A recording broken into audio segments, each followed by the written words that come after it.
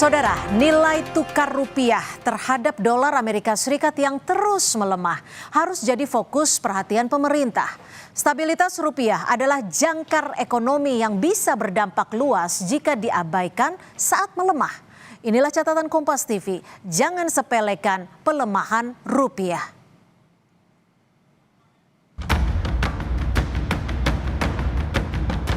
Mau dolar berapa ribu kek kan kalian di desa-desa nggak pakai dolar. Yang pusing yang itu, yang suka keluar negeri. Ayo. Potensi PHK, kemudian tidak ada rekrutmen baru, daya beli masyarakat turun. Ini hal-hal yang harus kita antisipasi yang akan terjadi dalam waktu beberapa bulan ke depan.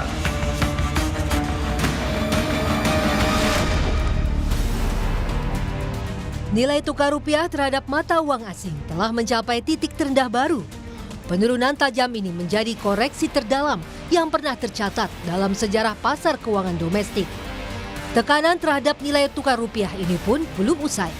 Meski pasar domestik libur selama 2 hari, pasar luar negeri memperdagangkan rupiah terhadap dolar Amerika Serikat hingga level Rp17.600 pada Jumat 15 Mei 2026. Ini terjadi seiring dengan menguatnya dolar Amerika Serikat dan tingginya premi risiko Indonesia.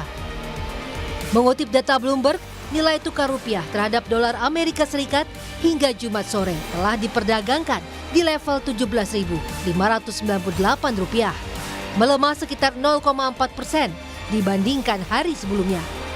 Dalam sesi pembukaan, rupiah sempat menembus level Rp17.604 per dolar Amerika Serikat. Jika melihat tren sepanjang pekan, tekanan terhadap rupiah konsisten terjadi sejak awal minggu.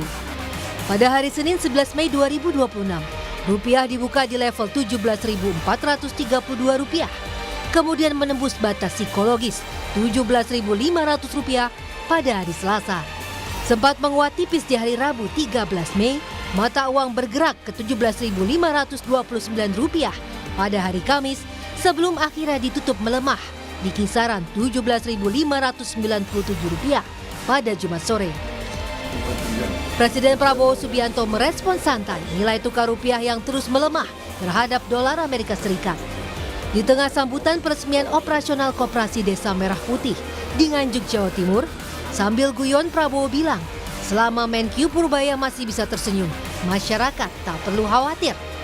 Presiden menyebut dampak naiknya dolar Amerika Serikat paling terasa di kalangan pengusaha dan mereka yang sering bepergian ke luar negeri. Prabowo menegaskan pemerintah akan terus menjaga stabilitas ekonomi nasional, termasuk melalui penguatan ekonomi rakyat dan ketahanan pangan. Selama Purbaya bisa senyum, tenang aja, nggak usah khawatir itu.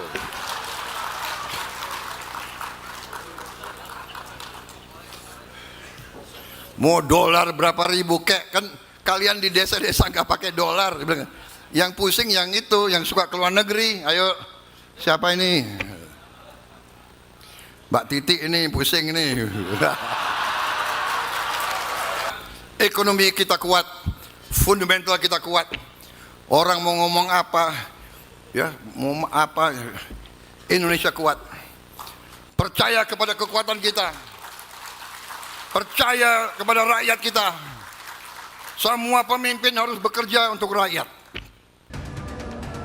Untuk mendukung langkah Bank Indonesia mengendalikan tekanan kurs tersebut, Menteri Keuangan telah menyiapkan langkah strategis, memanfaatkan skema intervensi di pasar surat berharga melalui dana stabilitas obligasi.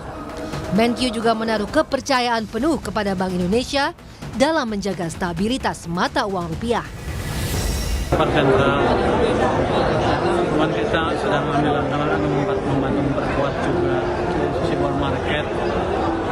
Mungkin kita coba lihat apakah kita bisa masuk membantu. Kita ada prosesnya stabilize bond market kan.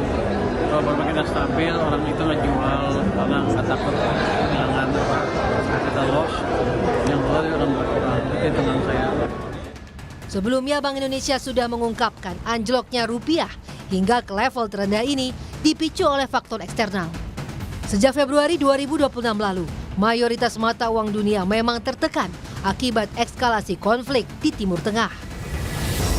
Konflik Timur Tengah yang mengakibatkan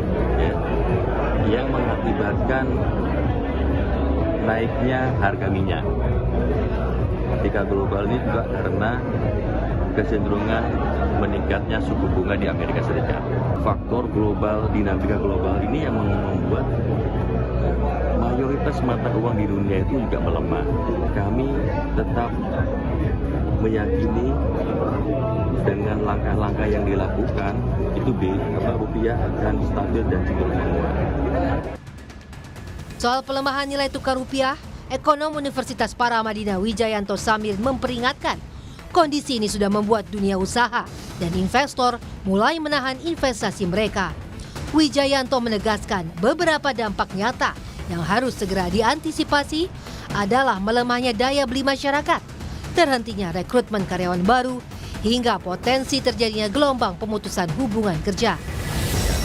Ini fluktuasi nilai tukar rupiah ini kan membuat dunia usaha, investor itu menahan untuk melakukan investasi, untuk ekspansi. Sehingga kalau kita dengar belum lama ini Apindo mengatakan 70% pengusaha tidak akan melakukan rekrutmen tahun ini. Itu adalah dampak dari fluktuasi nilai tukar ini. Nah, termasuk potensi PHK ya Pak? Potensi PHK, kemudian tidak ada rekrutmen baru, daya beli masyarakat turun.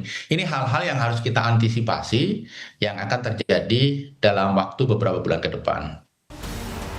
Sejumlah langkah strategis pemerintah pun dinanti dalam menjaga stabilitas rupiah demi menjaga iklim investasi dan fondasi ekonomi nasional di mata pelaku usaha dan dunia internasional. Tim Liputan Kompas TV.